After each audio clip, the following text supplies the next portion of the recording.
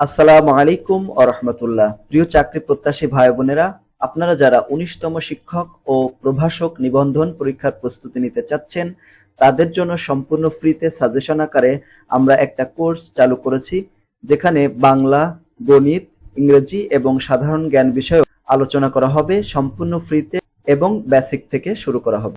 আশা করা যায় আপনারা আমাদের সাথে থাকলে প্রস্তুতিটা অনেক ভালো হবে। আজ আমরা আলোচনা করব গণিত বিষয়টি নিয়ে। আজকের আলোচ্য বিষয় হবে পাটিগণিত। পাটিগণিতের টপিক 1-এ রয়েছে অঙ্ক ও সংখ্যা। আমরা এখানে এমসিকিউ আকারে পড়ব, প্রত্যেকটা এমসিকিউ আমরা ব্যাখ্যা সহকারে পড়ব এবং শর্টকাট যে নিয়মগুলো আছে সেগুলো আমরা শিখব ইনশাআল্লাহ। তো প্রথম প্রশ্ন হচ্ছে, পিথাগোরাসের জন্ম কোথায়? পিথাগোরাসের জন্ম হচ্ছে গ্রিসে। আর্কিমিডিসের জন্মস্থান কোথায়? আর্কিমিডিসের জন্মস্থান হচ্ছে সিসিলিতে। আর্কিমিডিস কোন দেশের অধিবাসী ছিলেন? অধিবাসী ছিলেন তিনি গ্রিসের। ক্যালকুলাস কে আবিষ্কার করেন? বিজ্ঞানী নিউটন ক্যালকুলাস আবিষ্কার করেন। ক্যালকুলাসের আদি ধারণা কে দেন? ক্যালকুলাসের আদি ধারণা দেন বিজ্ঞানী নিউটন। কে গণিতবিদ নন? মানে কে গণিতবিদ ছিলেন না? ছিলেন না হচ্ছে ইবনে খালদুন। ইবনে খালদুন গণিতবিদ ছিলেন না। কেন? ইবনে খালদুন একজন প্রখ্যাত সমাজবিজ্ঞানী। ওমর খৈয়াম আল খারিজমি এবং উলুঘ বেগ এই তিনজনেরই গণিত শাস্ত্রে অবদান রয়েছে। তাহলে যার অবদান নাই তিনি হচ্ছেন ইবনে খালদুন, তিনি ছিলেন একজন সমাজবিজ্ঞানী। এরপরে 7 নম্বর, সর্বপ্রথম কোন মহাদেশ শূন্য সংখ্যার আদি ধারণা দেন? দেন কোন মহাদেশ দেন? হচ্ছে ভারত উপমহাদেশে। এরপরে 8 নম্বর হচ্ছে, কোনটি গণনা পদ্ধতি নয়? গণনা পদ্ধতি নয় হচ্ছে বিসিডি। বিসিডি আমরা জানি গণনা পদ্ধতি 4টা আছে, তাই না? দশমিক, ডেসিমেল, হেক্সাডেসিমেল এবং অক্টাল। তাহলে বিসিডি এটা কিন্তু গণনা পদ্ধতি নয়। 5 অঙ্কের বৃহত্তম ও ক্ষুদ্রতম সংখ্যার যোগফল কত হবে? 5 অঙ্কের বৃহত্তম সংখ্যা হচ্ছে 5টা 9, 1 2 3 4 5, এবং ক্ষুদ্রতম সংখ্যা হচ্ছে 4টা শূন্যর পরে একটা 1 এরকম। তো এই 5টা 9 এবং হচ্ছে 1 দিয়ে 4টা শূন্য, এইটা যোগ করলে যেটা হবে সেটাই হবে আনসার। যেমন আমরা 5টা 9 এবং এই ক্ষুদ্রতম যে সংখ্যাটা যদি যোগ করি তাহলে যোগফল কত হবে? 9 9 9 9 1 এবং 9 যোগ করলে কত হবে? 10। তার মানে 109999, এটা হবে হচ্ছে অ্যান্সার। তাহলে এটা হবে ক নম্বর অ্যান্সার। তারপরে 10 নম্বর প্রশ্নে বলা হচ্ছে যে 5 অঙ্কের ক্ষুদ্রতম সংখ্যা এবং 4 অঙ্কের বৃহত্তম সংখ্যা অন্তর কত? মানে 5 অঙ্কের ক্ষুদ্রতম সংখ্যা থেকে 4 অঙ্কের বৃহত্তম সংখ্যাকে বিয়োগ করে দিতে হবে। তাহলে সেই বিয়োগটা কত হবে? 5 অঙ্কের ক্ষুদ্রতম সংখ্যা হচ্ছে 1 দিয়ে 4টা শূন্য, 1 2 3 4, এখান থেকে 4 অঙ্কের বৃহত্তম সংখ্যা বিয়োগ করে দিতে হবে। তার মানে 9 9 9 9 বিয়োগ করে দেবো। এটা যদি বিয়োগ করে দিই তাহলে কত আসে? 9 কত হবে? 10। 1 হলে হাতে হচ্ছে 1, বাকি সবগুলো কাটাকাটি যায়, তাই না? তাহলে এটার অ্যান্সার হবে 1। তার মানে এটার অ্যান্সার হবে 1 আছে গতে, তার মানে এটার অ্যান্সার হবে গ। তারপরে 11 নম্বর প্রশ্ন, 6 অঙ্কের বৃহত্তম সংখ্যা ও 4 অঙ্কের ক্ষুদ্রতম সংখ্যার অন্তর কত? একই, ঠিক আছে? একইভাবে করতে হবে। যেমন 6 অঙ্কের ক্ষুদ্রতম সংখ্যা মানে হচ্ছে 1 দিয়ে 5টা শূন্য, 1টা 2টা 3টা 4টা, এই 5টা, এটা হচ্ছে 6 অঙ্কের বৃহত্তম সংখ্যা। এখান থেকে আমাদের 4 অঙ্কের বৃহত্তম সংখ্যা বিয়োগ করতে হবে।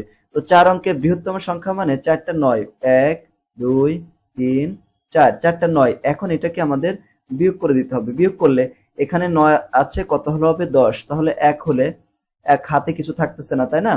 1 থাকতেছে আর কি হাতে, সেই একটা এখানে এসে যোগ হলো 9 এর সাথে 1 যোগ 0 0 0, এটা তাহলে 0 হবে। 0 0 0 এটা হচ্ছে, তাই না? এরপরে দেখো এইখানে কোনো কিছু নেই, হাতে 1 আছে, ওই 1 আছে, কত হবে? উপরে 0 আছে, তার মানে 10 হবে। তার মানে 9 হলে 9, এবং হাতে 1 আছে, 1 এবং এই পাশের 1 কাটাকাটি যায়, তাহলে এটা হবে আনসার। প্রথমে 9, তারপর 3টা 0, তারপরে একটা 1। তাহলে এটার আনসার কত হবে? আনসার হবে ঘ নম্বর এটা। টপিক 2-তে আমরা পড়ব বিভাজ্যতা। 12 নম্বর প্রশ্ন, ভাজ্য সমান কত? ভাজ্য সমান কোন সূত্রটি প্রযোজ্য? ভাজ্য সমান এখানে কোন সূত্রটি প্রযোজ্য? তো ভাজ্য সমান হচ্ছে ভাগফল গুণ ভাজক যোগ হচ্ছে ভাগশেষ। যদি ভাগফলকে ভাজক দ্বারা আমরা গুণ করলে সেই গুণফলটাকে আমাদের ভাগশেষ দ্বারা যোগ করতে হবে। যোগ করলে আমরা ভাজ্য পেয়ে যাব। এরপরে বলা হচ্ছে যে 13 নম্বর, নিচের কোন সংখ্যাটি 3 দ্বারা বিভাজ্য নিঃশেষে বিভাজ্য নয়, মানে ভাগ করা যায় না। ঠিক আছে, এখানে যে সংখ্যাগুলো আছে তার ভিতরে এখানে 139 এই সংখ্যাটি মৌলিক সংখ্যা যা বিভাজ্য নয়, এজন্য এটার সঠিক অ্যান্সার হবে ঘ নাম্বার। তারপরে বলা হচ্ছে 72 এর কতটি ভাজক আছে। তো 72 এর কতটি ভাজক আছে এটা বের করার জন্য আমাদের কি করতে হবে, এটা লসাগু বের করতে হবে। ঠিক আছে, এটার প্রথমে আমরা লসাগু যেভাবে বের করতে হয় ওই স্টাইলে আমরা এটা লসাগু বের করব। কিভাবে, প্রথমে এটাকে আমরা 2 দিয়ে ভাগ করতে পারি। তাহলে 2 72 এর ভিতরে কতবার যায়, এটার ভিতরে যায় 36 বার। এটাকে আবার 2 দিয়ে ভাগ করি, 2 এর ভিতরে কয়বার যায়, 18 বার যায়। তারপরে এই 18 এর মধ্যে 2 কয়বার যায়, 9 বার। 9 এর মধ্যে 2 আর যায় না, এখন 3 দিয়ে ভাগ করা যায়, 3 দিয়ে ভাগ করলে 3 হয়, তাই না? এখন আমরা লসাগু কিভাবে লিখি, এটা লসাগু কিভাবে করি খুব সংক্ষেপে আমরা বের করতেছি আর কি। এখানে লসাগু 2 আছে, 2 গুণ 2 এরকম আছে, তাই না? এবং এখানে 3 আছে, 3 গুণ 3 এরকম আছে। এখন এখানে 2 আছে কয়টা, 3টা, তার মানে 2 টু দি পাওয়ার এটাকে 3 লিখতে পারি, গুণ হচ্ছে এখানে 3 টু দি পাওয়ার কত, 2। এখন এই যে পাওয়ার আসলো, পাওয়ারটা হলো এখানে 2 এর পাওয়ার কত, 3, 3 এর সাথে 1 যোগ করে দেব এবং এই পাশে এটাকে গুণ দেবো, মাঝখানে গুণ দেবো এবং এখানে যে 3 এর পাওয়ার কত, 2 এর সাথে এখানে 1 যোগ করে দেব। তাহলে যেটা হবে সেটাই হচ্ছে এটার ভাজক সংখ্যা। যেমন এখানে 4 আসে, 4 এখানে আসে 3, তাহলে 3 এর 4 কত হয়, 3 এর 4 হয় 12। আমরা খুব সহজে করে ফেললাম, এইভাবে আমরা খুব সহজে এটা করে ফেলতে পারি। যেমন এখানে এটার অ্যান্সার হবে 12। ঠিক আছে, 12 অ্যান্সার হবে 12। এইভাবে আমরা যে কোনো সংখ্যার ভাজক সংখ্যা নির্ণয় করে ফেলতে পারি। যেমন এখানে পরের প্রশ্নটা বলেছে যে 36 এর কতটি ভাজক আছে। তাহলে 36 এর প্রথমে আমরা লসাগু বের করব। 36 এর ভিতর 2 কয়বার যায়, 18 বার। 18 কে আবার 2 দিয়ে ভাগ করতে পারি, 9 হয়। 9 কে আবার 3 দিয়ে ভাগ করি, 3 হবে এরকম।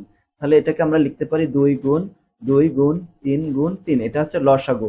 এখন 2 টু দি পাওয়ার কত, 2 ইনটু 3 টু দি পাওয়ার কত, 2।